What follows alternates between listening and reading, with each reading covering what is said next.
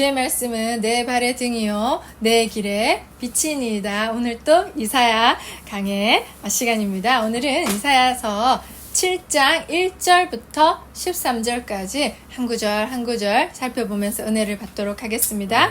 7장 1절 한번 읽어주실까요?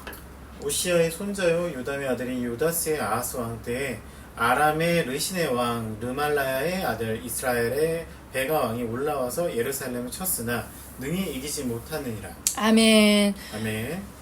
우시아의 손자 요담의 아들 유다의 아하스 왕, 우리 우시아, 요담, 아하스, 히스기야의 시대를 이사야가 예언했잖아요. 이제 아하스 왕 시대인 거예요. 아하스 왕 시대에 아람의 르신 왕과 르말리아의 아들 베가 왕이에요. 이스라엘, 북이스라엘의 베가 왕이 이제 연합군으로 이스라엘을 공격한 거죠. 그래서 이스라엘 남유다죠. 남유다를 공격해서 많이 황폐화시켰어요. 그리고 이제 마침 예루살렘을 에워싸고 있는 그러한 지금 상황이거든요. 근데 이제 이때 아수르 디글라 빌레셀 왕이 강력한 서진 정책을 펼침으로 인해서 그 북이스라엘과 아람이 연합군을 맺은 거죠. 근데 왜 이제 그 북이스라엘과 아람의 연합군이 남유다를 치게 됐냐면, 이제 북이스라엘과 아람 연합군이 자기네들이 연합해서 강력한 아수르를 대항하려고 했어요. 그러니까 야 남유다 너희도 협력해 동참해 이랬는데 남유다가 NO 한 거예요. 아하스 왕은 자기는 친 아수르 정책을 펼치고 싶어서 NO 했으니까 북이스라엘과 아람이 보기엔 눈에 가시잖아요. 그래가지고 그 두 나라가 연합군이 남유다를 쳐들어온 거죠. 그리고 지금 이제 예루살렘이 포위된 상황인 거예요. 자, 우리 2절을 한번 읽어볼까요? 어떤 사람이 다윗의 집에 알려 이르되 아람이 에브라임과 동맹하였다 하였으므로 왕의 마음과 그의 백성의 마음이 숲의 바람에 흔들림같이 흔들렸다.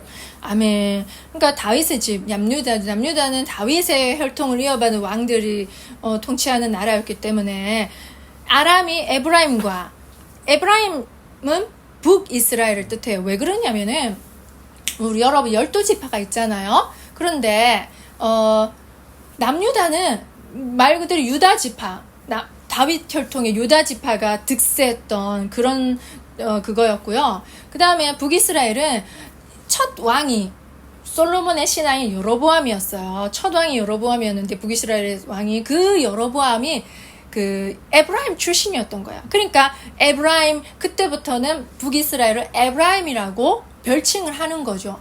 그리고 이제 12지파 중에서 유다와 에브라임이 쌍두마차를 달릴 정도로 강성한 지파였어요. 그러니까 북이스라엘을 에브라임이라고 부르는 거죠. 에브라임이라고 하면 북이스라엘이라고 생각하시면 되겠습니다.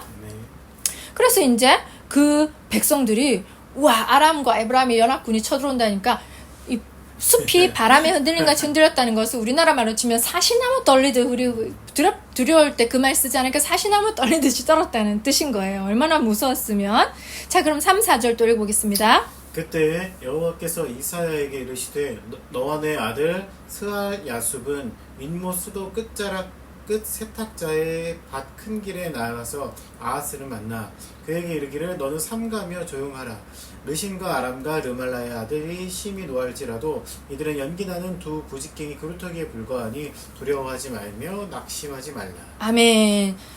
그러니까 이제 하나님께서 이사야에게 야 너랑 네 아들 스알 야숲이 같이 가서 거기 아하스 왕을 만나서 내 말을 좀 전해줘라. 근데 이제 스알 야숲이라는 뜻은 무슨 뜻이냐면 남은 자는 돌아올 것이다 라는 뜻이에요. 그러니까 그 이사야에게 두 아들이 있었는데 하나들은 스알 야숲인 거예요. 첫째 아들. 그러니까 남은 자는 돌아올 것이다. 이게 우리 지금 이사야서의 굉장히 중요한 남은 자 메시지거든요. 그러니까 구원의 메시지예요. 한마디로. 그러니까 스알 야숲이 구원을 상징하는 그 아들이었던 것, 이름이. 그러니까 그 어린 아들이었거든. 장성한 아들이 아니라 그 어린 아들을 손잡고 쫄래쫄래 데리고 간 것은 그 일부러 데리고 간 게 아니라 하나님께서 상징적으로 남은 자는 돌아오리라. 그러니까 너희가 지금 이렇게 위기에 처했고 그렇지만 너희는 반드시 구원을 얻는다. 너희는 절대 멸망할 수 없다. 라는 메시지를 아하스 왕에게 전해주고 싶었던 거예요. 하나님께서는. 그러니까 위로와 격려의 메시지를 그 아들을 통해서 상징적으로 전해주고 싶었던 것이죠. 근데 저는 이제 예전에 읽을 때 윗못 수도 끝자라 그 수도 끝 세탁자의 밭 큰 길에 나가서 그 왜 세탁자의 밭으로 갔을까? 뭐 왜 하필이면 거기서 만났을까? 아니 우리 세탁자의 밭이라고 하면 우리도 옛날에 보면은 안양네들이 물 개울가에 가서 이렇게 세탁하고 방망이로 치고 하잖아요. 그런 거예요. 세탁하는 거 그리고 건조시키는 거. 뭐가 필요하겠습니까? 물이 필요하겠죠. 자, 이게 중요한 상징적인 그거예요. 그러니까 세탁자의 밭이라는 뜻은 예루살렘에 급수시설이 있었던 곳인 거예요. 그러니까 아하스는 예루살렘이 포위되었을 때, 그러니까 그 지금 이제 연합군이 내리 쳐들어오니까 그 포위되었을 때를 대비해서 그 급수시설을 그 보강하기 위해서 거기 가 있었던 거예요. 그래서 그 예루살렘 근처에 기혼샘이라는 샘이 있었거든요. 그 샘에서 물을 끌어다가 왜 제가 말씀드렸잖아요. 예루살렘은 천의 요새라고 그러니까 높이 있어요. 그러니까 샘에서 물을 끌어올려서 이렇게 수로를 통해서 성 안으로 끌어들이고 있었던 거예요. 그러니까 세탁자의 밭은 그 급수시설이 있는 곳이에요. 그러니까 그 작업을 감독하고 있었던 것 같아요. 아하스 왕이. 그러니까 그건 무슨 뜻이겠습니까? 전쟁이 나면 식량과 물을 끊어버리면 굶어 죽잖아요. 사람들이 물 못 마시면 죽잖아요. 그러니까 적군들이 쳐들어올 때 가장 먼저 파괴시켜버리는 것이 관계수로예요. 물이 지나가는 모든 곳들을 파괴시켜버리거든요. 그러니까 그렇게 되면 안 되니까 그걸 정비하기 위해서 아하스가 거기 나가 있었던 거예요. 전쟁을 대비해서. 그래서 그 이사야와 그의 아들은 가장 공격받기 쉬운 그곳에 가서 아하스 왕의 마음을 위로하고 하나님의 메시지로 격려하려고 그곳에 갔다는 것입니다. 그리고 이렇게 말했죠. 그들이 자 여기서 아람 르신과 아람과 르말리의 아들 이렇게 세 명이 나온 것 같지만 이게 두 사람이에요. 르신의 아람왕, 아람의 르신 왕이잖아요. 아람 왕국에. 그러니까 그냥 아람과 르신과 아람은 똑같은 말이에요. 르말리의 아들 여러분 잘 알다시피 베가 왕을 르말리아의 아들이라고 말하거든요. 이 연합군이 심히 노해서 쳐들어올지라도 그 두 나라는 연기나는 두 부직갱이 같다고. 부직갱이 뭐예요? 다 타고나면 그 조각이잖아요. 여러분 생각해보세요. 활활 타오르는 불은 강력하게 집어삼키지만 아이고 다 타고난 부직갱이 뭘 삼킬 수 있어요. 그죠? 별 볼 일 없다는 뜻이에요. 그만큼 그 비유를 통해서 그 두 나라가 별 볼 일 없다. 두려워할 필요조차도 없다. 이렇게 말씀해 주신 거죠. 자, 그럼 5, 6절 한번 읽어볼까요?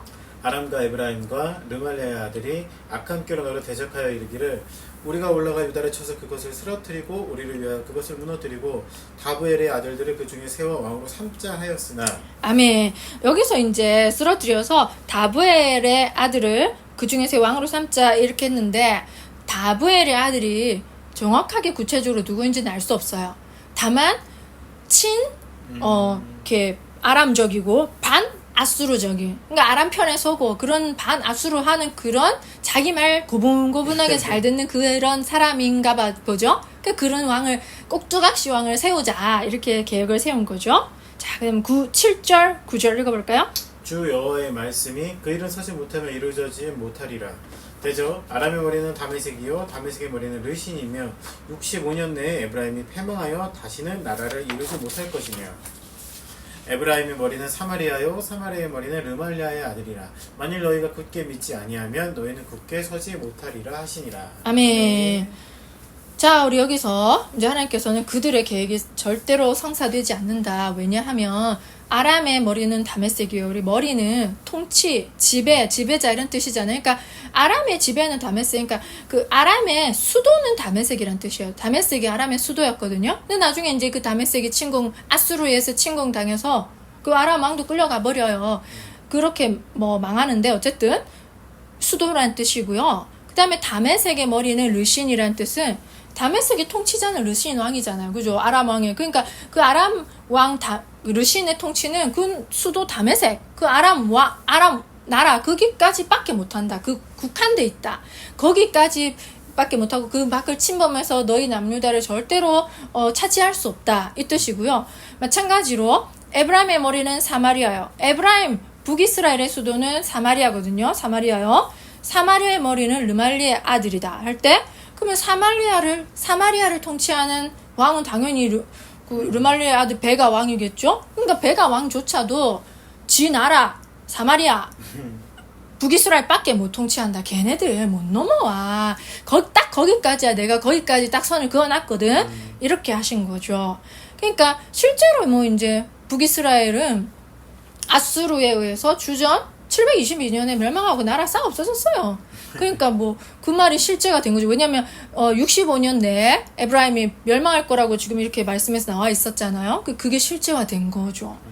그래서 너희가 굳게 믿지 아니하면 너희는 굳게 서지 못하리라 라고 하셨는데, 이것을 히브리어로 하면은 이런 말이에요. 임로 타 아미누 키로 테 아메누 이렇게 되거든요. 근데 여기서 왜 제가 이 말을 하냐면 아미누 아메노 뭔가 떠오르지 않나요? 이 말은 아만이라는 어근에서 나온 말이거든요. 아만은 왜 아멘 아시죠? 믿다, 서다, 진실하다, 확실한 뜻이에요. 그러니까 아만, 믿다, 서다. 그러니까 너가 믿지 못하면 서지 못한다고 한 말이 아만이기 때문이에요. 아만. 예, 그래서 네, 확실히 그렇게 될 것을 믿습니다 할 때 우리가 아멘 하잖아요. 그 말이 여기서 나온 거예요. 그러니까 아멘이라는 것은 굳게 믿어서 굳게 서는 뜻인 거예요. 아멘. 그 뜻인 거죠, 여러분. 너무 이게 재밌죠, 그죠? 네. 자, 그렇게 말씀을 해주신 거죠. 자, 이제 10절, 11절 보실까요? 여호와께서도 아하스에게 말씀하여 이르시되 너는 내 하나님 여호와께 한 징조를 구하되 깊은 데에서든지 높은 데에서든지 구하라 하시니라. 여호와께서 또 아하스에게 말씀하여 이렇게 또 말씀하셨던 두 번째 말씀하시기 아하스가 안 듣는 거예요. 이렇게 두 부죽갱이 될 것이고 걔네들 다 멸망할 거야 이렇게 말씀했잖아 방금. 뭐 아람의 머리는 다메섹이 이렇게 그런 구구절절한 말 써가면서. 근데 이 아하스가 안 믿는 거 안 들은 거 이게 또 말한 거예요. 어떻게? 깊은 데에서든지 높은 데에서. 이 깊은 데라는 것은 지하세계, 음부를 말하고요. 높은 데는 천상세계를 말해요. 그러니까 지하세계부터 천상세계까지 그 무엇이든지 구해도 내가 다 징조로 보여줄 것이다. 그러니까 뭐든지 구해봐 이 뜻이에요.